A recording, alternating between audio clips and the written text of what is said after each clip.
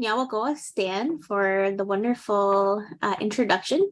So today our presentation is called Strawberry Teachings and Community to Community Mentorship, the future of the KSTPP CMT program. And we would like to begin our presentation this morning with the Ohondagari Wadekwa, the words that come before all else. So I will share that today with you all with some of my flashcards as well, so everyone can follow along. But I guess maybe I'll just introduce myself first. So Sego Sewa Gwego, Brittany Niyungyats Macbeth Walks in Nazare, Gont Dega Nigidorong, Ganyan Kahaga Nikyat Dodon, Dana Wagatasuni. I guess Gadawayosa Adakari Tetsuradzi Queen's University, Dano Ongwehoeneha Gadawayosa Oni. So I am Brittany Macbeth, and I'm Mohawk from Tyndonega Mohawk territory on my mom's side and primarily Scottish on my dad's side. I'm currently located just north of the community here in the Belleville area, and I'm a health student at Queen's University, and I've had the pleasure of doing all of my research and training with the Ganawagi School's Diabetes Prevention Project. And I'm also a language learner, so I'm going to share what I know here with the Ohondagari Wadekwa. Ganjokwa se wara husia Scotty Gari Wesa. On a Gadia Gahoe, Diatina Wardadu, Joknahoda Sungwawi, Night Sungwaya Diso. Agwega Os Candida Wakwe Nuni Nangwatni Gora, Dana Diatina Wardadu, Ne Ungwesua. All the people, we send our greetings and thanks to them. To Gadinayoto Nangwatni Gora. Agwega Os Candida Wakwe Nuni Nangwatni Gora. Dana Diatina Wardadu, Ne Yatini Sa'a Dio Hundade. We send our greetings and thanks to our mother, the earth. To Gadinayoto Nangwatni Gora. Agwega Os Candida Wakwe Nuni Nangwatni Gora. Dana Diatina Wardadu, Ne Gatne Garunyo. We send our greetings and thanks to all the waters. To Gadinayoto Nangwatni Gora. Agwega Os Candida Wakwe Nuni Nangwatni Gora. Dana Diatina Wardadu, Ne Gunjun Sum'a. We give our greetings and thanks to all the fish. To Gadinayoto Nangwatni Gora. Agwega Os Candida Wakwe Nuni Nangwatni Gora. Dana Diatina Wardadu, Ne Otera Sum'a. All of the roots. To Gadinayoto Nangwatni Gora. Agwega Os Candida Wakwe Nuni Nangwatni Gora. Dana Diatina Wardadu, Ne Ohunde Sum'a. All of the greenery or the low-lying plants. To Gadinayoto Nangwatni Gora. Agwega Os Candida Wakwe Nuni Nangwatni Gora. Dana Diatina Wardadu, Ne Onunkwa Sum'a. All the medicine plants. To Gadinayoto Nangwatni Gora. Agwega Os Candida Wakwe Nuni Nangwatni Gora. Dana Diatina Wardadu, Ne Junhekwa. All the foods that sustain us are the three sisters. To Gadinayoto Nangwatni Gora. Agwega Os Candida Wakwe Nuni Nangwatni Gora. Dana Diatina Wardadu, Ne Gahik Su'a. Ne Tukuwagawana Ne Gotnyo Hundesa. And we'll be talking a lot about these today. So we send our greetings and thanks to the fruits and the leader of the fruits, which is the strawberries. To Gadinayoto Nangwatni Gora. Agwega Os Candida Wakwe Nuni Nangwatni Gora. Dana Diatina Wardadu, Ne Otinu Wasu'a. All of the bugs or the insects. To Gadinayoto Nangwatni Gora. Agwega Os Candida Wakwe Nuni Nangwatni Gora. Dana Diatina Wardadu, Ne Gundirio. Ne Tukuwagawana Ne Oscanundo. We give our greetings and thanks to all of the four-legged beings, the leader of which is the deer. To Gadinayoto Nangwatni Gora. Agwega Os Candida Wakwe Nuni Nangwatni Gora. Dana Diatina Wardadu, Ne Garunta Su'a. Dano Agwere Su'a. We give our greetings and thanks to all of the trees and the bushes. To Gadinayoto Nangwatni Gora. Agwega Os Candida Wakwe Nuni Nangwatni Gora. Dana Diatina Wardadu, Ne Odido Ogun'a. We give our greetings and thanks to all the birds. To Gadinayoto Nangwatni Gora.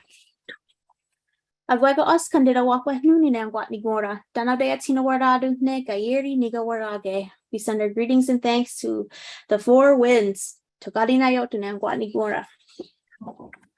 Agwego oskandida wakwet nuni ne angwat ni gora. Dana de atina waradu ne yeti sutta asontaneka garakwa. We send our greetings and thanks to the Thunderers. Gari na yoktu ne angwat ni gora. Agwego oskandida wakwet nuni ne angwat ni gora. Dana de atina waradu ne atita watia jokaneka garakwa. We send our greetings and thanks to our eldest brother, the sun. So gari na yoktu ne angwat ni gora. Agwego oskandida wakwet nuni ne angwat ni gora. Dano de atina waradu ne yeti sutta asontaneka garakwa. We send our greetings and thanks to our grandmother, the moon. Gari na yoktu ne angwat ni gora. Dano agwego oskandida wakwet nuni ne angwat ni gora. Dano de tirawanu waradu ne sungwayat disong. We send our greetings and thanks to the creator, our great spirit. Gari na yoktu ne angwat ni gora. Ona Tony ore wakaterni wat kweni doga otano sunget ni gorha easy ne Isa wada sundara it took nigawanage. So that's all the words I have, and if I've left anything out, I leave it to each and every one of us to send our own greetings and thanks to those aspects of creation. And with that, I will turn it over to the rest of our team to briefly introduce themselves. So maybe I'll pass it on to Brittany here, who is the next square on my screen. Greetings everyone. Wanazaleosta Yungiat Waxkalewage Dona Aquizasne Nidawageno. My name is Brittany Jock. I'm Bear Clan from Aquizasne, and I'm an assistant professor in the School of Human Nutrition at McGill University, and very happy to be here and sharing this presentation with these wonderful teammates. Sonia is next for me. My name is Sonia. I'm a French settler, and I'm situated in Saint-Julien in Quebec on Anishinaabe territory. And I'm working as research assistant for KCPP at McGill University, and I started working with KCPP through my graduate studies as well. I'm going to pass it to Colin. Good afternoon, everyone. My name is Colin Bailey, and I'm a PhD candidate at Queen's University on shared Anishinaabe and Haudenosaunee territories. Primarily English heritage on my mom's side, and on my dad's side, Scottish and Romanian ancestry. And it's really nice to be able to spend this afternoon with you. And next on my screen is Miriam. Hi, everyone. My name is Miriam. Thank you for having us today. I'm a first-year MPH student at Simon Fraser University in BC, but I started working with KSTPP last year during my undergrad studies at Queen's. It's really nice to see everyone today. Go for it, Dave. Hi, everyone. My name is Dave Bergeron. I live, work, and play on the land of the Wasibiguk First Nation in Bas-Saint-Laurent in Eastern Quebec, and I'm also a professor in nursing at Université du Québec and at Rimouski, and I work with the team for more than a year now.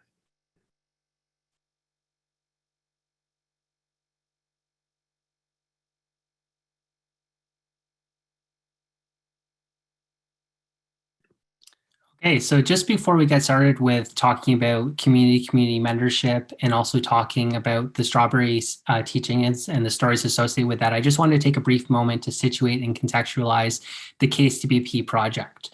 So the first things first is we've been using this acronym. I don't think I've heard anyone on the screen yet mention what it is, but just for those who aren't familiar with it, it's the Kahnawake Schools Diabetes Prevention Program. And as the title suggests, the program started in the community of Kahnawake, which is located about 15 minutes south of Montreal on the south shore of the St. Lawrence.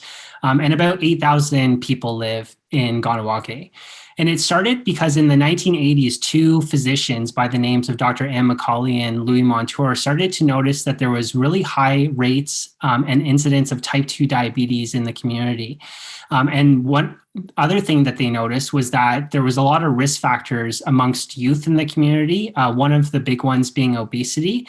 And that really led to them partnering with a number of different community organizations, including the local hospital and education center, to apply for the very first grant, which they successfully received in 1994. And that's where the program originates. And that initial program really focused on establishing an elementary school curriculum around healthy lifestyles for youth. And it was focused at that time and based on the foundations of the Ottawa Charter for Health Promotion and social cognitive theory, or social learning theory as it was known at the time, which really understood that health behaviors are about a reciprocal relationship between ourselves or people and the environment. And from there, the program really expanded into a number of different areas based on community support and various grants to include a lot of different health programming in the community. There are a number of activities that have gone on for decades at this time. One of the big ones is Racers for Health, which is a race that youth participate in the community. And it also includes a research arm where things like fitness and physical activity and nutrition have been looked at, also parent and teachers' roles in healthy lifestyles and type 2 diabetes prevention, and also different governance structures.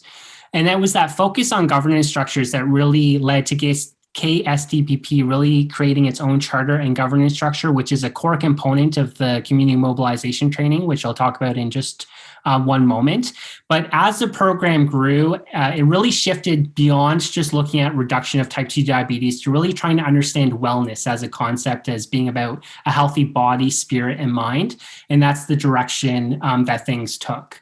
Now, what led us to eventually to the idea around moving to a community mobilization training was really that research was showing that over a 10-year period, moving into the mid-2000s, that KCPP was contributing to kind of stabilizing type 2 diabetes rates in the Kahnawake community, which really, if you look at the context in Turtle Island, which in most communities, the rates were rising during that period, it was really a success story. And that's what led us to the CMT.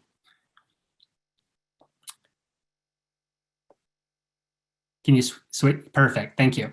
And so the CMT started in 1999, and it was really looking at kind of sharing the experience that Kahnawake had with different communities. And it's called a training, but really it's about strategic planning sessions. And it's really about creating a shared vision of wellness with the community that's partnered with Kahnawake. And there's also partnerships going with the communities that have been involved with CMT as well. And really, it's about incorporating a lot of different community ways of knowing and doing into the programming. And those sessions will focus on things like identifying strengths and opportunities for type 2 diabetes prevention, things like knowledge dissemination around healthy lifestyles, team building, and one of the big ones that has been discussed is around governance structures and creating local community advisory boards to really guide that decision-making process.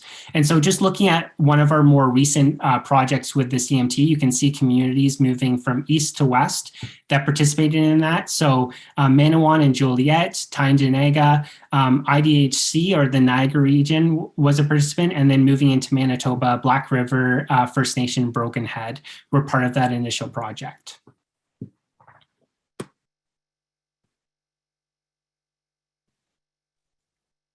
Yeah, and I'll be sharing a little bit about, as Brittany mentioned, the strawberry story, which has helped us to frame and ground our work with community mobilization and thinking about these teachings for applying these teachings for diabetes prevention.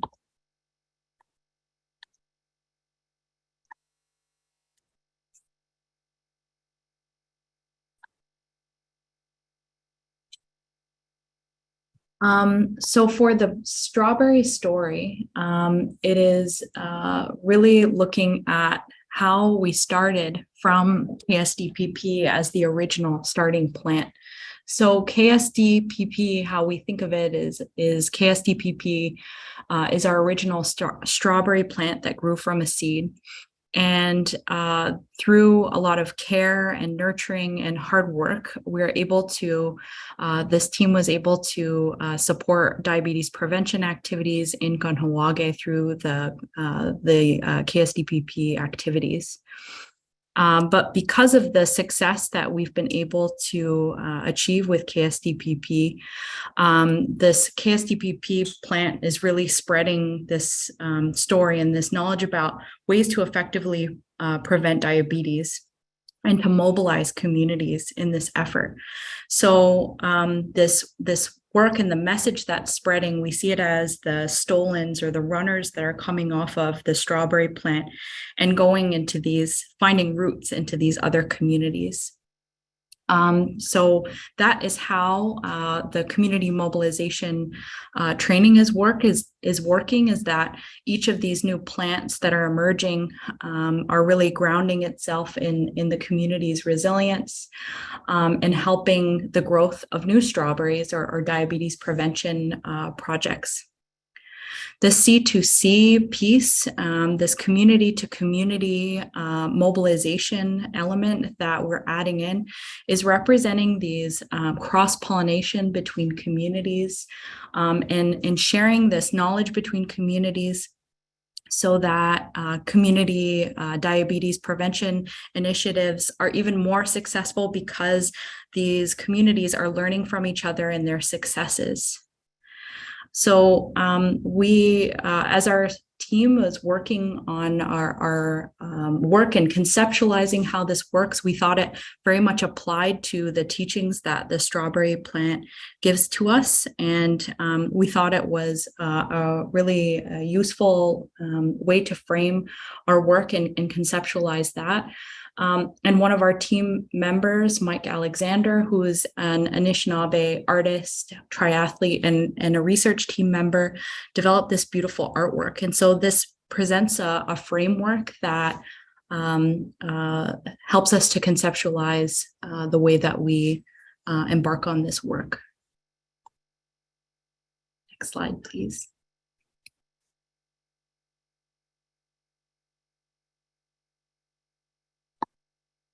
So for the rest of the presentation, we're going to be focusing on basically the spreading and the growth of those strawberry plants. So the future of the CMT program. So to plan the future of the program, we've been looking retroactively on some of our successes and the work we've put together to move forward with this project. So one of the big successes of the CMT project was being able to really establish trusting relationships with communities and partners in the communities and in different organizations. This has been key to continue the project and have their support in everything we're doing. We've also recently successfully secured funding for the intervention component of the community mobilization training, which is going to allow us to continue offering the training in the communities that are already partners to grow this training, but also to add new communities to the project. And last year, we were successful in our letter of intent for CIHR, for the research component about this project. And we recently submitted a full proposal. And the objective with that is to expand the CMT with current partner communities and to additional communities. So when we think back to our strawberry plant and the fact that everything is related and connected, our strawberry plant really thrives in environments where, you know, it's able to get everything that it needs, and it's also able to stay connected with each of the strawberry plant runners as well as the kind of main plant. And so this, like the CMT program, is very similar, because when the CMT program experiences challenges is also correlated with times where we become disconnected in some way.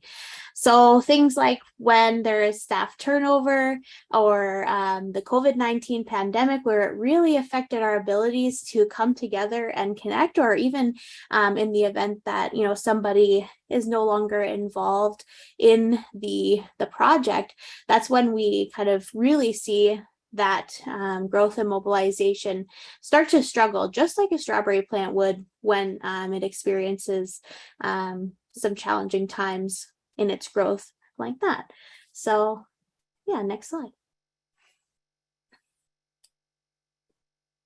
So based on those successes and challenges, we've been looking at ways we can enhance the capacity. So, you know, as a strawberry plant that you would bring water or fertilizer to make it grow stronger and have great nutritious fruits. So one of the ways we want to address that is by training new community mobilization training facilitators. So up to now, it's been mainly Alex McComber who've been offering the CMT training to the communities with the help of some facilitators that did some of the training sessions. But Alex is our key guy, but we recognize that it cannot be on the shoulders of only one person. So we want to train facilitators from the communities so that they can offer the training to more people in their own communities, especially with youth, so that there is, in case of, for example, staff turnover, so that new people can be trained. And we also want those new facilitators to be able to offer the training to new communities to grow even more this project. We also want to be able to support the community advisory board. So during the CMT training, each community is asked to staff the community advisory board to make sure that this mobilization is going to happen and take place, and to bring the actors, the different actors of the community together to work on this shared vision.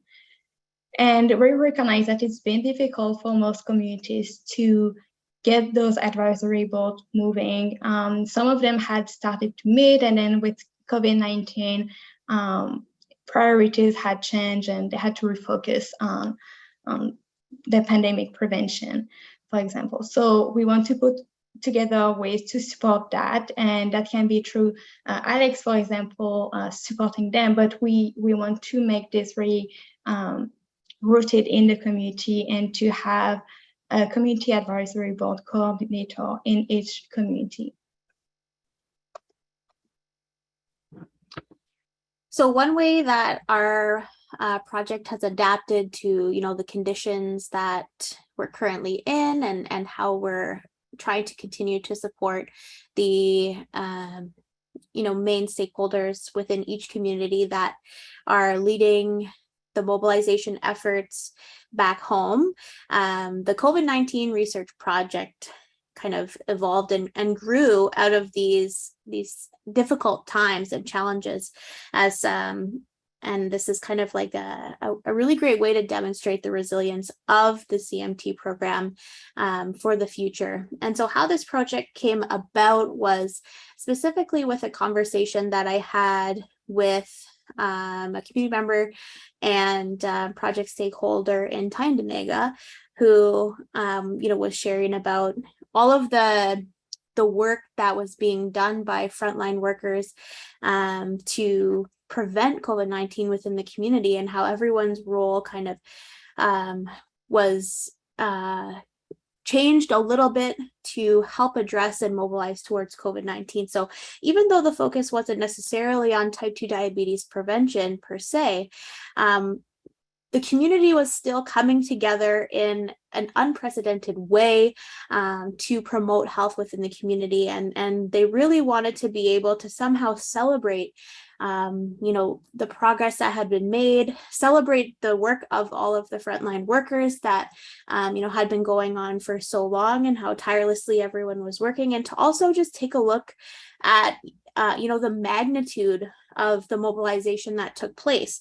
So this is really about capturing the story of how communities mobilized to prevent COVID-19, to celebrate those successes and to also identify some challenges so that, into the future, potential improvements could be made.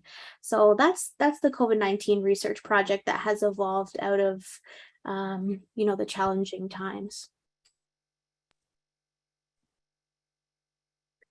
So within our work with the CMT program, we have also been conducting a realist evaluation to understand how the community-to-community program works and what conditions are necessary for it to be implemented successfully in other Indigenous communities as well. So there are essentially two components to this evaluation. So the team has been conducting qualitative interviews with members who assisted with and facilitated the community mobilization training. And this is to see what factors contributed to the success of the program and what needs to be improved. And to further inform the realist evaluation, we are also looking at the existing programs available within the published literature that train Indigenous stakeholders to mobilize their communities for health promotion. And from reviewing these programs, we aim to map the elements from these programs that explain the training outcomes and how the programs work. So now I'll turn it over to Dave to tell you a bit more about this work. Yes, and why we choose the realist evaluation approach? Because this approach is a holistic approach that have some concurrencies with Indigenous way of knowing, and also what we want to know, it's a combination of key ingredients that explain the outcomes or the effects of the CMT and the C2C training. So we could, it will be possible later on to foster its deployment in other communities that would like to replicate this program. So this is, and it's the work that we're beginning now, and that will pursue over the 5 next year if we get to the grant application. So thank you so much. Yawa. And the C2C, as I mentioned, the community-to-community mentorship for community mobilization is adding this piece of supporting cross-pollination between the strawberry plants or between communities. So now we're working with many communities. We're also looking to work with new communities, one in each province where we're already working, and including a new French community, which creates an opportunity for a really strong network for this community-to-community mentorship and centering, as we do throughout the KSTPP CMT projects, the self-determination of communities and sharing these successes between communities is very helpful so that other communities can see the successes and replicate the successes or adapt those strategies for their own community and diabetes prevention initiatives. So the part of this C2C mentorship is, and this approach is really supporting knowledge application or knowledge training. And so for us to be able to apply knowledge, we have to build on Indigenous and existing knowledge systems and community. It has to be intergenerational, and there has to be this sharing of wisdom and knowledge. One of the strategies for there isn't one, I should say, one strategy for supporting knowledge application in Indigenous communities, but some of the really effective strategies that we know of are including Indigenous communities as partners, which we do throughout these projects, sharing experiential practices, and that's using storytelling and arts, which is what we're trying to incorporate for this new approach.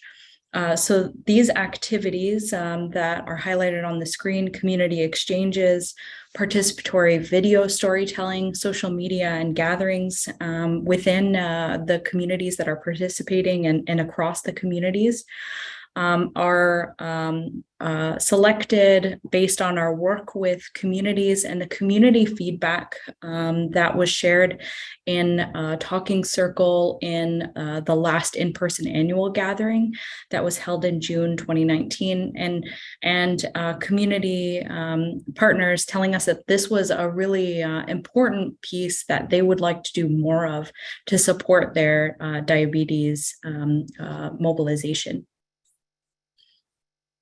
Yeah, next slide. So to conclude, I just want to go over a few lessons learned through the project. So we talked about building relationships, and it's more than just relationships, it's also friendships. It's very quality relationships and friendships that we've built with the community partners, with all the research team, and that's what makes it so enjoyable to work on this project. We've also learned to be flexible and patient. Things don't go always as we plan, and there's always some delays, especially with the COVID-19 pandemic. We've had to adapt a lot our project, but that's part of the game, right? We all have to change to adapt and to respect the deadlines and the time available for the community. And we've also had to be careful to really understand the diverse perspectives of the communities. Not all communities are the same. They each have their own way of decision making, for example, or their way of functioning. And each community has their own perspective of wellness, for example, or their own perspective of what it means to have activities that are grounded in the culture. So respecting those diverse perspectives was also very important.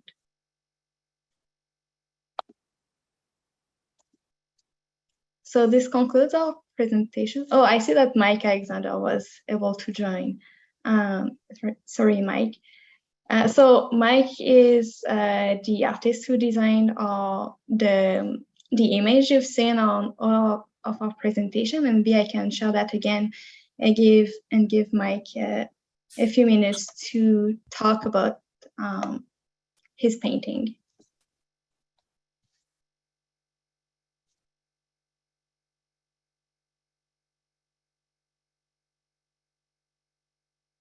Sorry, trying to share that.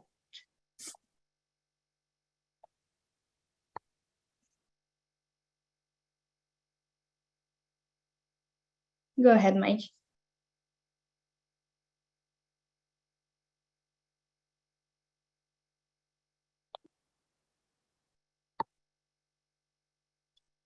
Mike, sorry, we can't hear you. Could you unmute?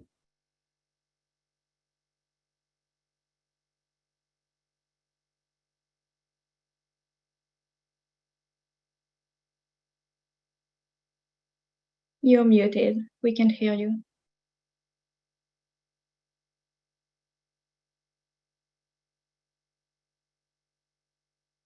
Mike, I see you're speaking, but we can't hear you. Mike, you need to turn your microphone on. You're on mute currently, Mike? Still can't hear you. You need to go to your mic settings and unmute it.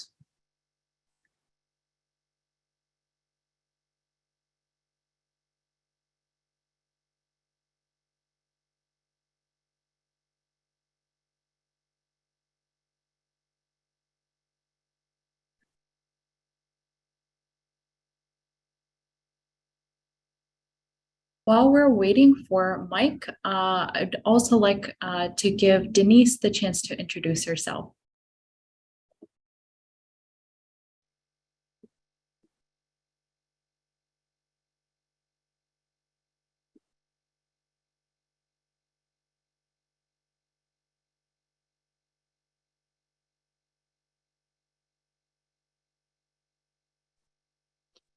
Yeah, I think Denise has to be made a panelist to come on.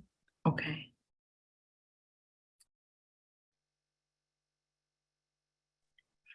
Sorry about that, Denise. Denise is also a member of the team and worked with us in Tyendinaga and has really done some amazing work as part of this project too. Mike, is it working now?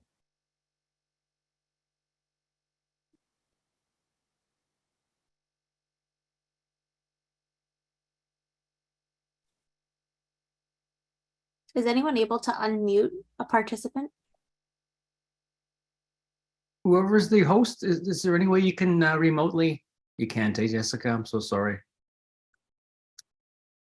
Is it an issue with Mike's credentials why he can't unmute? No, I've asked him to unmute by clicking the button. I don't know what the problem is. Sometimes if someone has headphones in, it's difficult, but I see it showing as muted, so I'm not sure what's up.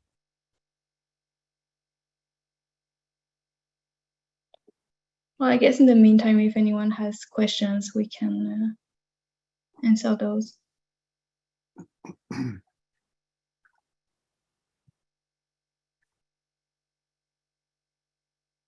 Thank you very much, panelists.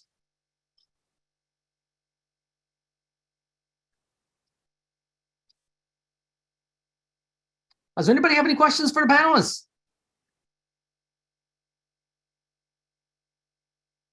I see Mike's camera's on the shake. I think he's trying to do his business over there. Wendy's asking how many communities are in the group. So currently we have 6 communities, including Ganawagi, which is the kind of like the main strawberry plant. And yeah, as we said, we're planning to invite at least 3 new communities to participate in this new phase of the project.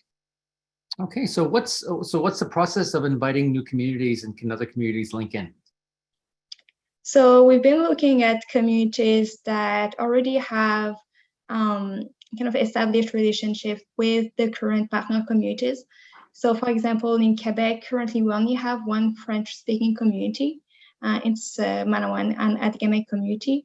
And language, the Atikamekw language is very important for them. So we're looking at adding another Atikamekw community so that they can do their exchange not only in French, but mostly in Atikamekw, which would be, that's a key aspect that they've brought to the conversation. So we're trying to answer this need as much as possible. Wonderful. I see some movement on Mike's end. It says he's connecting to audio. And I see a check mark. Mike, are you with us?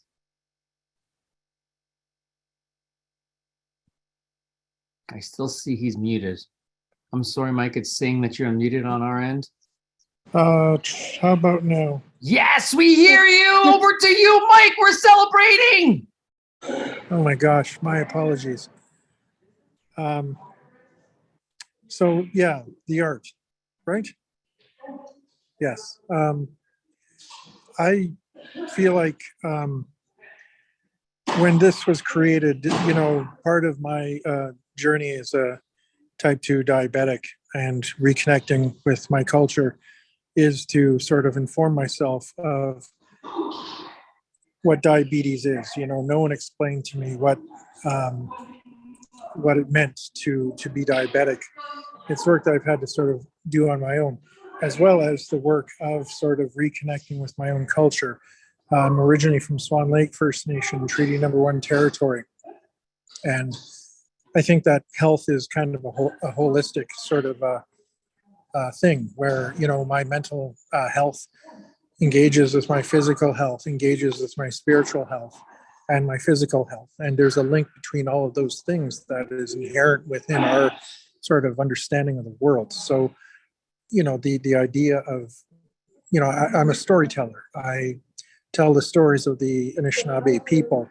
And when asked to do the painting for the group here, it makes sense to me to just kind of, this is my gift. You know, my gift is to be able to share stories of what it's like to thrive, to live well, to overcome, you know, the things in life that can be really hard for people who are unjustly facing a healthcare crisis.